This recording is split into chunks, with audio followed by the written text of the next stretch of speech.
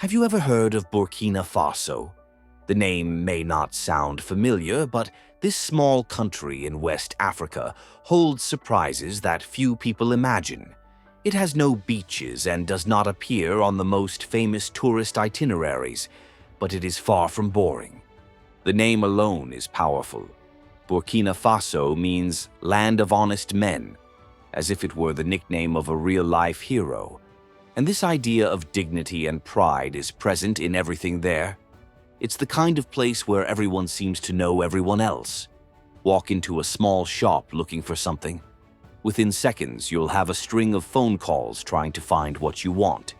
Sit down at a restaurant and someone will suddenly say, "Tu es invité," which in French means "you are invited," offering you food even if they have never seen you before. This simple, genuine, and welcoming hospitality is a hallmark of the Burkinabe people. Easy smiles, open arms, and a way of welcoming that wins anyone over. And it is in this lighthearted and curious atmosphere that Bello Mundo invites you to embark with us. Today, we are going to take you to a place that is little talked about, but impossible to ignore once you get to know it. Number 1. Location and geographical data. Burkina Faso may not be on the list of the most famous tourist destinations, but it is full of personality. It lies right in the heart of West Africa, surrounded on all sides by 6 neighbors: Mali, Niger, Benin, Togo, Ghana, and Ivory Coast. And yes, it is a landlocked country. No beaches, but plenty of history. The territory is large, covering more than 270,000 square kilometers, and features a mix of different landscapes. In the north, the climate is drier, almost desert-like. In the south, things are a little greener, with that African savanna look we see in documentaries. The capital, Ouagadougou, is right in the center of the map. It's the kind of city that pulsates all the time, people coming and going, crowded markets, motorcycles crossing from all sides, and that dry heat that seems to never let up. Rivers are also present: the Black Volta, the Red Volta. They all help irrigate the soil before flowing into the gigantic Lake Volta, already in Ghanaian territory.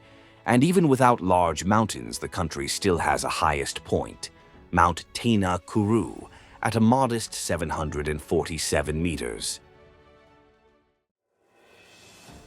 Number 2. History. Before becoming a French colony, Burkina Faso already had a history.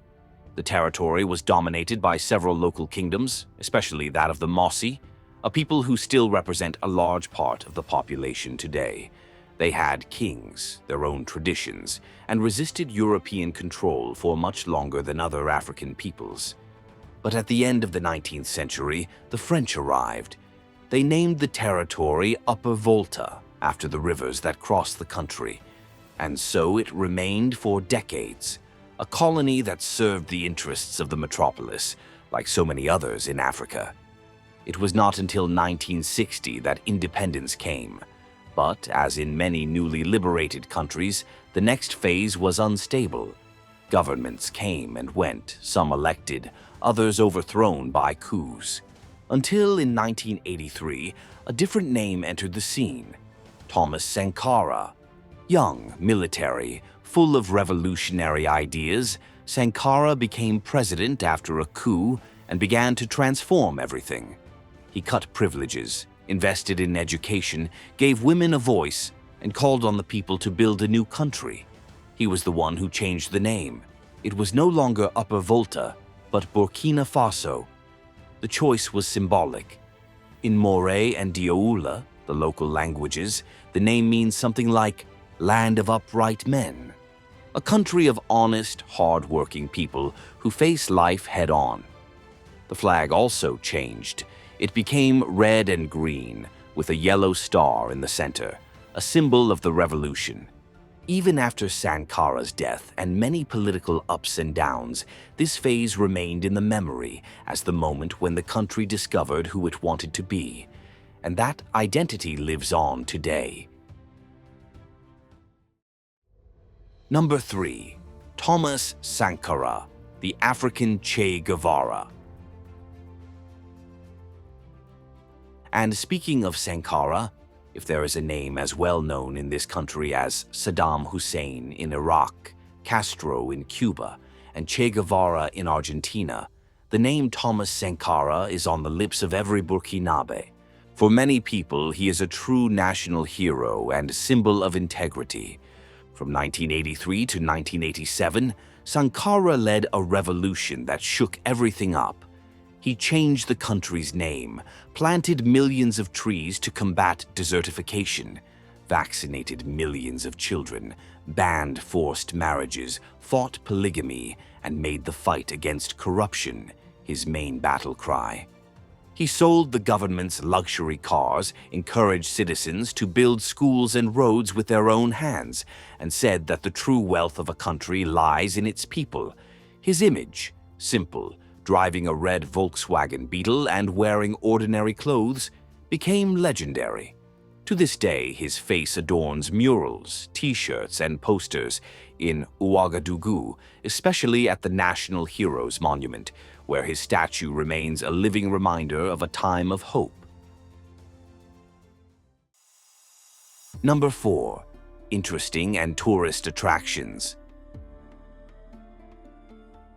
Now that you know the geography, history, and the man who shaped Burkina Faso, it's time to discover the places that help tell this story. The country may not have crystal-clear seas or theme parks like in the United States, but it offers unique landscapes and experiences. In the southwest is Banfora, with the famous Carfiguela Cascades, small waterfalls along the Comoé River that form natural pools surrounded by forest. During the rainy season, it is a true green haven. A little further up, still in the Cascades region, are the Pics de Sindou, pointed sandstone formations that create a surreal natural labyrinth, like a rock garden sculpted by time. Nearby, Mount Tina Kuru, the highest point in the country at around 750 meters, offers a breathtaking view. Another must-see is Loropeni, with the ruins of an ancient stone fortress used during the gold trade. The walls are up to 6 meters high and were the first in the country to be recognized by UNESCO as a World Heritage Site. In the urban area, Bobo Dioulasso blends African charm and colonial architecture. The highlight is the Great Mosque, built of mud in the Sudanese Sahelian style, with its mud towers and wooden beams. After strolling through the craft and leather markets, it is worth visiting the capital to see the National Museum and the monument to the heroes mentioned earlier, places where history blends with the pride of a resilient people. Number 5. Population, ethnic groups, and language. I know we've just talked about beautiful, breathtaking places, but the first thing that strikes you in Burkina Faso is not the landscape, it's the human diversity. With an estimated population of around 24 million people, most of whom live in rural areas, the country is a veritable cultural patchwork quilt. The largest ethnic group is the Mossi, who represent around 40% of the total population. They are the direct descendants of ancient kingdoms and maintain strong traditions of community organization and respect for local chiefs to this day. But the Mossi are far from alone. The Gurunsi, Senufo, and Fulani, or Pul, form other large ethnic groups in the country, each with their own languages, clothing, and customs.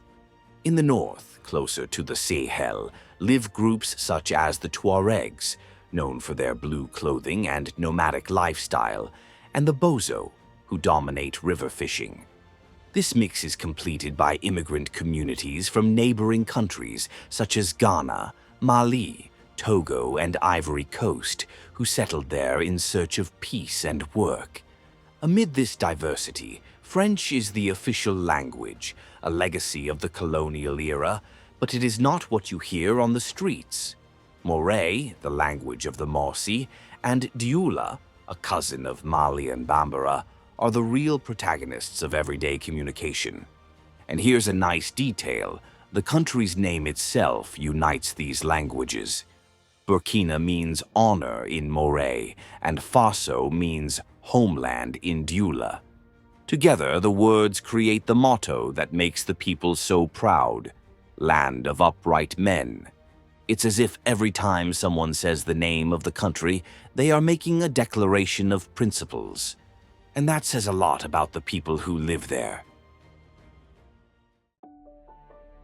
Number 6. Religion. If the ethnic mix is large, faith in Burkina Faso also comes in many forms and with a rare detail. Here, they coexist in peace. The majority of the population is Muslim, especially Sunni, representing more than 60% of Burkinabes. Christians make up between 20 and 25%, divided between Catholics, evangelicals, and other Protestant groups. But not everything there revolves around Abrahamic religions. Many people, especially in rural areas, still keep animist beliefs alive, those linked to ancestors, nature spirits, and the invisible forces that rule the world. It is common to find someone who goes to the mosque or church on Sunday, but also makes offerings at a sacred tree or participates in community rituals with drums, dancing, and fire. The most beautiful thing: this mix works. Muslims and Christians share villages, celebrate each other's holidays, and respect their differences. It has become a joke among locals that the only religious conflict in Burkina Faso is when there is a power outage during Ramadan. The interfaith spirit here is more than tolerance. It is real coexistence. And for those coming from outside, this atmosphere of respect and spiritual harmony is one of the most inspiring things about the country. Number 7. Hospitality and kindness. If there's one thing everyone notices right away when they arrive in Burkina Faso, it's how welcoming the people are. Hospitality here isn't just friendliness, it's action. It's common for someone to greet you with a smile, offer you a drink, or even invite you to lunch, even if they don't know you very well. And that's no exaggeration. Walked into a store just to browse. You can bet that the salesperson will call half the town until they find someone who has what you're looking for. And if you walk by someone having lunch, you may be invited to join them. No questions asked. Dolo, a craft beer made from corn, is often served in gourds as a sign of welcome. And if you're visiting someone, it's normal to let the neighbors know beforehand to make sure everything is ready to welcome you. Even on the streets, saying good morning is a complete ritual and always comes with questions about your health, family, and even what's going on at the farm. This is very common there. They really like to talk, to welcome people, to make others feel at home. And it's impossible not to feel welcome in a place like this. Number 8. Men holding hands. Now, there's one scene that usually takes foreigners by surprise. Men walking down the street holding hands. But don't worry, there's nothing unusual about it here. In Burkina Faso, it's just a gesture of friendship. Two co-workers leaving work, childhood friends reuniting after a long time apart. It doesn't matter. Holding hands is a common way of showing affection, respect, and companionship. It has no romantic connotation, nor does it cause any strangeness for those who live here. Interestingly, physical contact between men and women in public is much more restricted. Not even couples usually walk hand in hand on the streets. But among men, this gesture is seen as natural, even expected in some situations. It is a sign of trust, So, if you are walking around Burkina Faso and see two guys walking hand in hand, know that it is just friendship. And many people will tell you that this is their way of showing that they are brothers, even if they are not related. Number 9. Lack of swimming skills. It may seem like a joke, but many people in Burkina Faso simply cannot swim. The reason is simple. The country has no sea, and to top it off, there are almost no rivers or lakes where people can swim without worry. Growing up there means growing up far from water. If you stop by a hotel or resort with a swimming pool, you'll quickly notice this. Tourists take advantage of it, go in the water, swim, play, while the locals just watch and don't even go near the edge, even when it's over 40 degrees in the sun. The truth is that swimming has never been a priority there. Since it's not part of everyday life, no one teaches it. Unlike countries with beaches where children learn to swim early, this simply doesn't happen there. Number 10. Hand washing. They don't like water for swimming, but they love washing their hands. If there's one thing everyone in Burkina Faso takes seriously, it's washing their hands before eating. It can be in a nicer restaurant or a simple roadside stall. It doesn't matter. Before touching food, the ritual begins. Soap and water.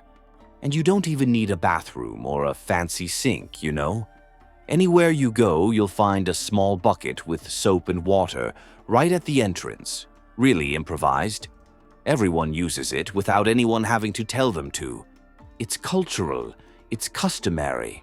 And the most curious thing is that this happens even in places where the floor is dirty, the dust is thick, and public hygiene leaves much to be desired. Even so, washing your hands is the rule. People spend all day outside, come back covered in dust, but before eating, they give their hands a quick wash. Number 11. Parties without dancing. If you're one of those people who hears the word party and immediately thinks of a crowded dance floor, flashing lights, and people sweating to the DJ's beats, you can forget all that. In Burkina Faso, nightlife follows a different logic. Urban parties there have a more relaxed, almost intimate atmosphere. Instead of dancing, people gather on sofas or chairs around low tables with ice buckets and bottles of beer, local or imported, while they chat. Music plays, but no one gets up. The dance floor, when there is one, is tiny. And anyone who tries to start dancing, especially the more enthusiastic foreigners, ends up attracting attention, but not in the way they expect. The audience watches, smiles, but doesn't join in. For Burkinabes, dancing is something reserved for special occasions, such as weddings or traditional celebrations. For urban nightlife, the motto is conversation, laughter, and beer, while seated. Number 12. Adventurous Traffic. And if the nightlife in Burkina Faso is quiet, the traffic makes up for it in adrenaline. Driving through the streets of large cities, such as the capital, for example, is an experience that combines excitement, improvisation, and stereo honking. Traffic lights, when they work, are almost decorative. Crosswalks. They don't always exist. And helmets for those who ride motorcycle taxis are rare. It is common to see motorcycles with 3 or 4 passengers, including children on laps, or cars with doors tied down, transporting entire pieces of furniture on the roof. In some smaller cities, it is common to see entire families sitting on top of vehicles. The most curious thing is that, despite the apparent chaos, everything flows. Those who are used to it have mastered the Burkinense way of driving. Cut in front of everyone, honk your horn, and trust. Crossing the street is another challenge. It requires total attention and patience. But in the end, no one gets too stressed out. It's organized chaos in its own way. Number 13. Gender traditions that still persist. Away from the noise of the cities, tradition still dictates many rules, especially regarding gender roles. In rural communities, female fidelity is taken literally, while men continue to practice polygamy with social acceptance. Having 2, 3, or more wives is still common in some villages. These norms are not enforceable by law, but they persist out of tradition. For this reason, they are rarely addressed in tourist videos, but they are part of real life. For visitors, the advice is simple: observe, respect, and whenever possible, try to understand the context before judging. Because in Burkina Faso, tradition and modernity still coexist side by side, not always in harmony, but always with deep roots. We conclude our trip through Burkina Faso, and now we want to know: what surprised you the most? Leave your comments below. And don't forget, if you enjoyed the video, leave a like, subscribe to Bello Mundo, and activate the bell so you don't miss any trips like this one. Thank you very much for joining us, and see you on the next adventure. Until then.